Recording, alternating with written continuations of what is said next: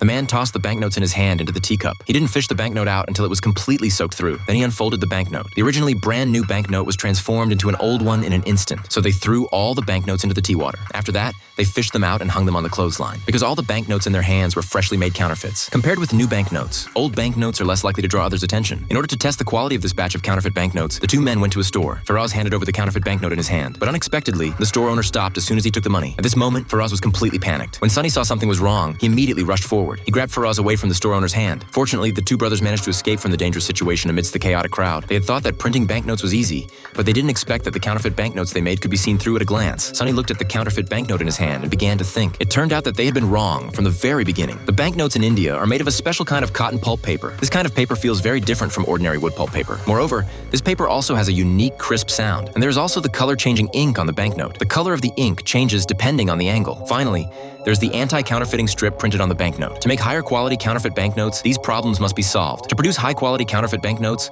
all the drawings on the banknotes must be hand-drawn, because even if the microletters on the banknotes are scanned by the most precise instrument in the world, a kind of moire pattern will appear. So they have to rely on hand-drawing to create the initial draft of the banknote. Then they need to reduce the size according to the proportion and engrave it. Finally, after grinding and chemical treatment, a printing template for banknotes is completed. However, since the cotton pulp paper is strictly controlled by the Indian government, they have no chance to buy it at all. They can only look for substitute paper with a similar feel. After several days of painstaking search, Sonny finally found some hope in an advertising brochure.